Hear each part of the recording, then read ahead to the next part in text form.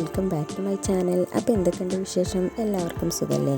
അപ്പോൾ ഇന്ന് ഞാനൊരു പ്ലം കേക്കിൻ്റെ റെസിപ്പി വീഡിയോയുമായിട്ടാണ് വന്നിട്ടുള്ളത്. ആൽക്കഹോളൊന്നും തന്നെ ചേർക്കാതെ ഇൻസ്റ്റൻ്റായിട്ട് ഉണ്ടാക്കാൻ പറ്റുന്ന ഒരു റെസിപ്പി വീഡിയോ ആണിത്.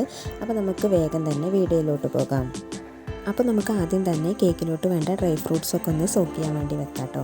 അപ്പോൾ അതിന് വേണ്ടി ഞാനിവിടെ 2 തരത്തിലുള്ള റൈസിൻസും പിന്നെ കുറച്ച് ചെറീസും ഈത്തപ്പഴം പിന്നെ 2 കളറിലുള്ള ടൂട്ടി ഫ്രൂട്ടിയാണ് എടുത്തിട്ടുള്ളത്.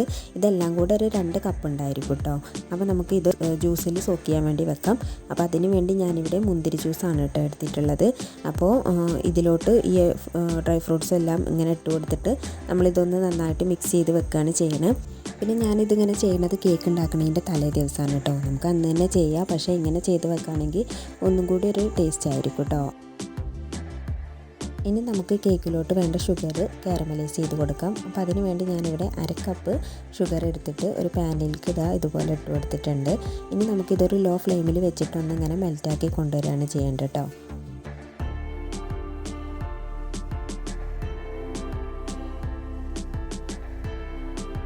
അങ്ങനെ ഇപ്പോൾ ഷുഗറൊക്കെ ഏകദേശമൊക്കെ ഇങ്ങനെ മെൽറ്റായി വരുന്നുണ്ട് കേട്ടോ. ഇത് നല്ലൊരു ബ്രൗൺ കളറാവണ വരെ നമുക്കിത് മെൽറ്റാക്കണം.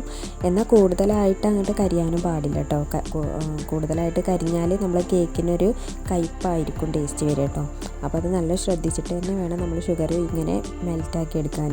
അപ്പോൾ ഏകദേശം ഈ ഒരു പരുവാകുമ്പോൾ നമുക്കിതിലോട്ട് ഒരു 1/4 കപ്പ് വെള്ളം ഒഴിച്ചു കൊടുക്കാം.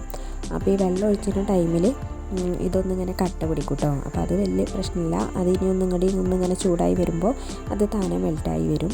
ഈ ടൈമിൽ നന്നായിട്ടൊന്നിങ്ങനെ ഇളക്കി കൊടുത്താൽ മതി. ഇനി നമുക്ക് കേക്കിലോട്ട് വേണ്ട ഫ്ലോറൊക്കെ ഒന്ന് തരിച്ചെടുക്കാം. അപ്പോൾ അതിന് വേണ്ടി ഞാനിവിടെ 2 കപ്പ് മൈദയാണ് കേട്ടോ എടുത്തിട്ടുള്ളത്. നമ്മളിവിടെ 1 kg വെയിറ്റ് വരുന്ന പ്ലം കേക്കാണ് ഉണ്ടാക്കുന്നത്. അപ്പോൾ അതിന് 2 കപ്പ് മൈദയാണ് എടുക്കുന്നത്. എന്നിട്ട് ഇതിൽ നിന്നും ഒരു 2 ടീസ്പൂണ് ഫ്ലോർ എടുത്തിട്ട് നമ്മൾ സോക്ക് ചെയ്ത് വെച്ച ആ ഒരു നട്ട്സ് ഉണ്ടല്ലോ, അത് ഞാൻ ആ ജ്യൂസിൽ നിന്നൊക്കെ പിഴിഞ്ഞിട്ട് എടുത്തിട്ടുണ്ട്.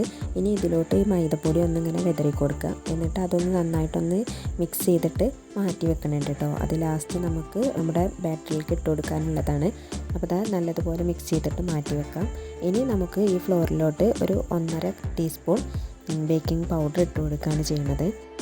പിന്നെ നമ്മളിതിൽ ബേക്കിംഗ് സോഡ ഇട്ട് കൊടുക്കുന്നില്ല കേട്ടോ. ബേക്കിംഗ് സോഡയുടെ ആവശ്യമില്ല, നമ്മൾ വെറും ബേക്കിംഗ് പൗഡർ മാത്രമല്ല ഇട്ട് കൊടുക്കുന്നത്. ഇനി നമുക്ക് ഇതൊരു 2-3 പ്രാവശ്യമായിട്ട് നന്നായിട്ട് ഒന്ന് തരിച്ചു കൊടുക്കാം. ഇനി നമുക്ക് കേക്കിലോട്ട് വേണ്ട ഷുഗർ പൊടിച്ചെടുക്കണം. അപ്പോൾ അതിന് വേണ്ടി ഞാനിവിടെ 1 കപ്പ് ഷുഗറാണ് എടുത്തിട്ടുള്ളത്. അപ്പോൾ ഇത് നമുക്കൊന്ന് പൊടിച്ചു കൊടുക്കാം. പിന്നെ ഞാനിവിടെ 4 എഗ്ഗ് ഉപയോഗിച്ചിട്ടാണ് കേട്ടോ ഈ ഒരു കേക്ക് ഉണ്ടാക്കണേ. അപ്പോൾ അത് ഞാനൊരു ബൗളിലോട്ട് പൊട്ടിച്ചൊഴിച്ച് കൊടുക്കുകയാണ് ചെയ്യണേ.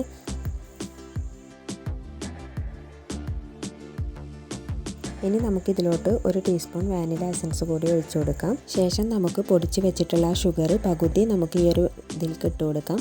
ബാക്കി പകുതിയിലോട്ട് ഞാൻ 2 പട്ടയും പിന്നെ ഒരു 4 ഏലക്ക പിന്നെ ഒരു 3 കറാമ്പൂവ് പിന്നെ ചെറിയ കഷ്ണം ചുക്ക് ഇതുകൂടി ഇട്ടിട്ട് ഒന്നുകൂടി ഒന്ന് പൊടിച്ചിട്ട് തരിച്ചിട്ടാണ് കേട്ടോ പിന്നെ ഇതിലോട്ട് ഇട്ട് കൊടുക്കുന്നത്. ഇതിങ്ങനെ തരിക്കണത് ഇതിൽ കണ്ടില്ലേ, കുറച്ച് വേസ്റ്റ് വരുന്നുണ്ട്. അപ്പോൾ നല്ലവണ്ണം തരിച്ചിട്ട് തന്നെ ഇട്ട് കൊടുക്കുക കേട്ടോ. ഇനി നമുക്കിത് നന്നായിട്ട് ബീറ്റ് ചെയ്ത് കൊടുക്കാം. സാധാരണ കേക്ക് ഉണ്ടാക്കുന്ന പോലെ തന്നെ നല്ലവണ്ണം ഫ്ലഫി ആകുന്നത് വരെ നമുക്ക് ഇതൊന്നിങ്ങനെ ബീറ്റ് ചെയ്ത് കൊടുക്കണം.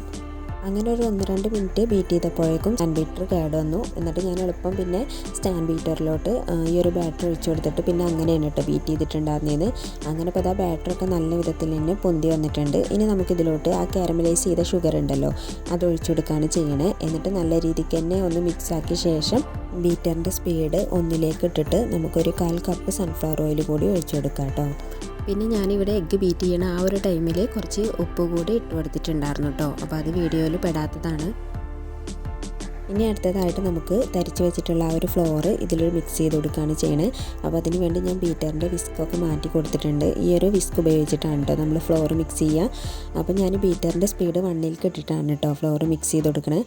അങ്ങനെ നമുക്ക് ഈ ഫ്ലോറ് കുറച്ചായിട്ട് ഇട്ട് കൊടുത്തിട്ട് ഇങ്ങനെ ഒന്ന് മിക്സ് ചെയ്ത് കൊടുക്കാം. ഇനി അടുത്തതായിട്ട് നമുക്കിതിലോട്ട് ആ ഒരു സോക്ക് ചെയ്ത് വെച്ച ജ്യൂസ് ഉണ്ടായിരുന്നല്ലോ, അപ്പോൾ അതിൻ്റെ ആ ഒരു ജ്യൂസിൽ നിന്നും ഒരു 2 ടേബിൾ സ്പൂൺ ജ്യൂസ് നമ്മൾ ഇതിലോട്ടൊന്ന് ഒഴിച്ചു കൊടുക്കുന്നുണ്ട് കേട്ടോ.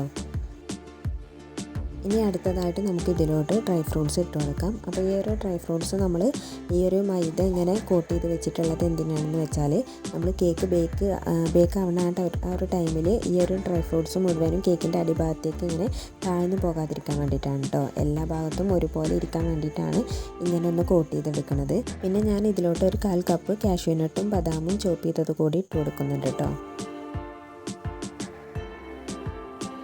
ഇനി നമുക്ക് ഇതൊരു പാനിലോട്ട് ഒഴിച്ചു കൊടുക്കാം. അപ്പോൾ ഞാനിവിടെ ഒരു 8 ഇഞ്ചിൻ്റെ പാനാണ് കേട്ടോ എടുത്തിട്ടുള്ളത്. അപ്പോൾ നമുക്ക് ഈ ബാറ്റർ മുഴുവനായിട്ടും ഇതിലോട്ട് ഒഴിച്ചു കൊടുക്കാം. എന്നിട്ട് നമുക്ക് ഈ ബാറ്റർ നല്ലവണ്ണം ഇതുപോലെ ഒന്ന് ഇങ്ങനെ തട്ടി കൊടുക്കണം കേട്ടോ. ഇതിനുള്ളിലുള്ള എയർ ബബിൾസൊക്കെ ഒന്ന് പോയി കിട്ടാൻ വേണ്ടിയിട്ടാണ് ഇങ്ങനെ ചെയ്യണത്. ശേഷം ഇതിൻ്റെ മുകളിലായിട്ട് കുറച്ച് കാഷ്യൂനട്ടും കുറച്ച് റേസിൻസും കൂടി ഇട്ട് കൊടുക്കുന്നുണ്ട് കേട്ടോ. ഇനി നമുക്ക് 200 ഡിഗ്രി സെൽഷ്യസിൽ 10 മിനിറ്റ് പ്രീഹീറ്റ് ചെയ്ത ഓവനിലോട്ട് ഒരു 180 ഡിഗ്രി സെൽഷ്യസിൽ 45 മിനിറ്റ് നമുക്ക് ബേക്ക് ചെയ്യാൻ വേണ്ടി വെക്കാം.